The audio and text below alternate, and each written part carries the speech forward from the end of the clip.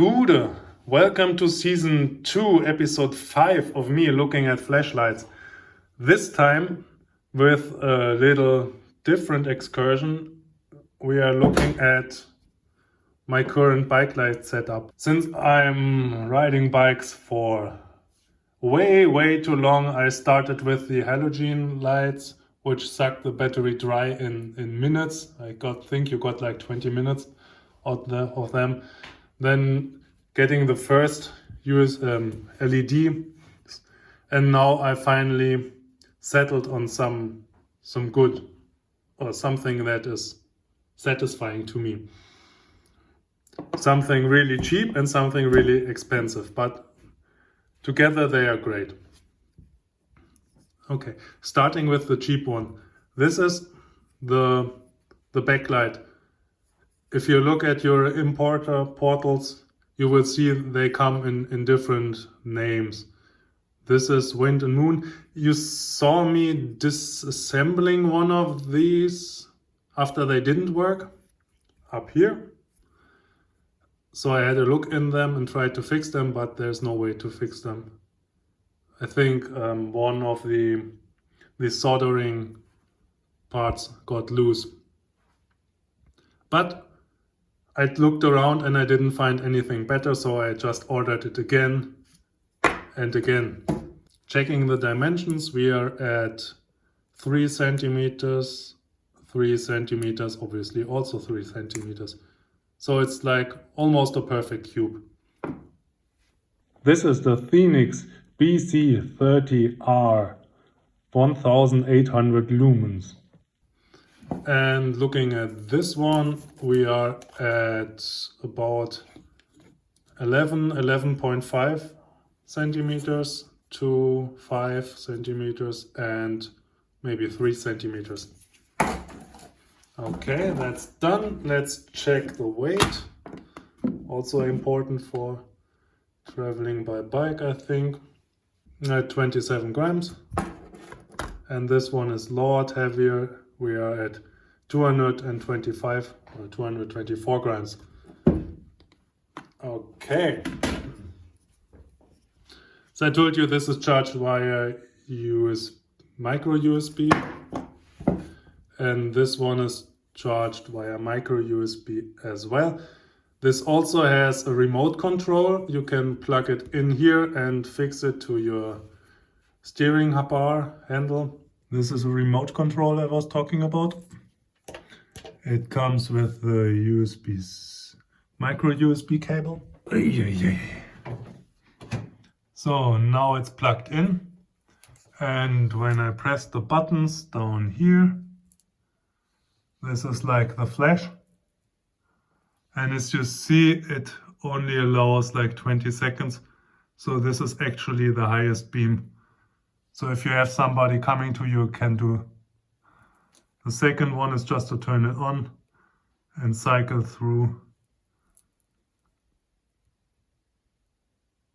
the modes. This has a sled to put on. You can mount on your bike and then you just slide it in there.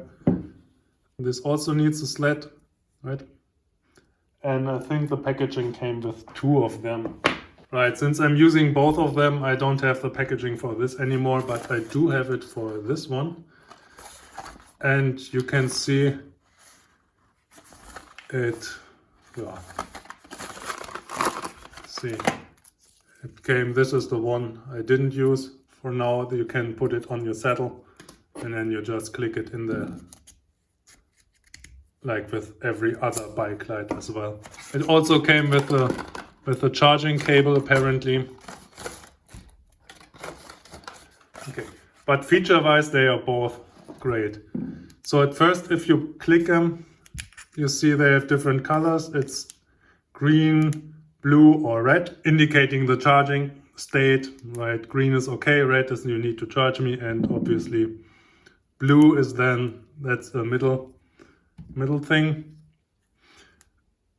If you long press it, it will turn on. It comes with different modes, obviously, as every bike light. This is what I usually drive with because I have a second light that's always on. And this is just pulsing. But The reason why it's called a smart tail light, it is because if you brake, then it will act as a brake light, right? It has a G sensor in there and it works fine. This is the mode I use. I think it also has a second mode when it's like auto sensing the light and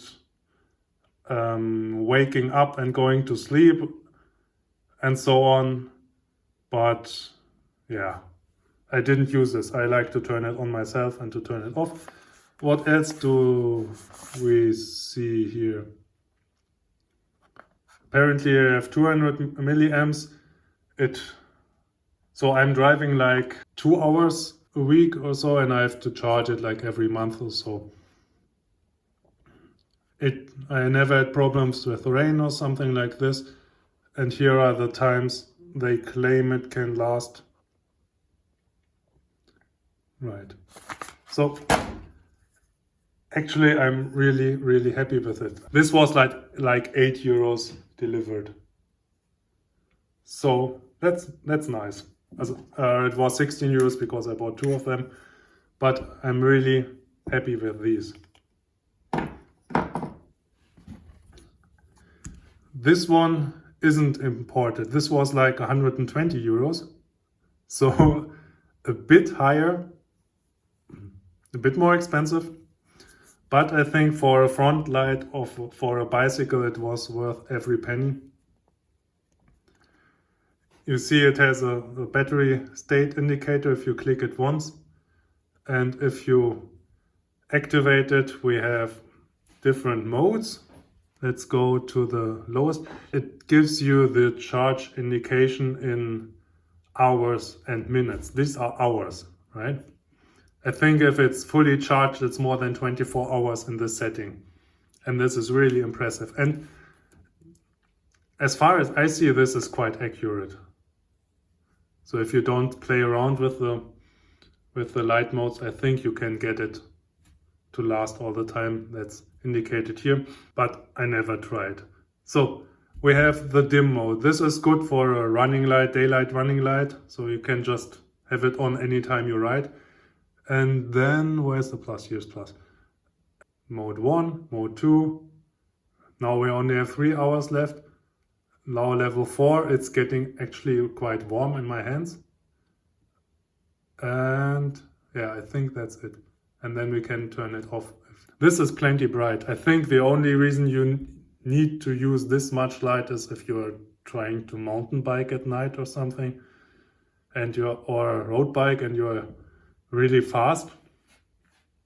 But usually level 2 is all you need. I will have it on for a few minutes and then we take the thermal camera. I don't think we need the thermals for this one while it's warming up. 2 more thoughts I had. The first is I was actually able to buy a second sled for this, to put it on another bike, on the road bike I think. See video now. Since the running time is that much and the light is really good, you can use it for other things than riding with your bike. You can use it as a normal flashlight, right? I don't think I have any flashlight that has a runtime of 24 hours, except for this one, which claims 26 hours, but only in this mode. Yeah, it's a tiny difference, isn't it?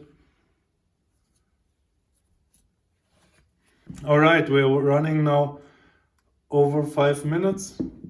Let's check the thermals. We're at 33 at the front and 37 at the back. So it's getting quite toasty. 38, it's reading 38 right now.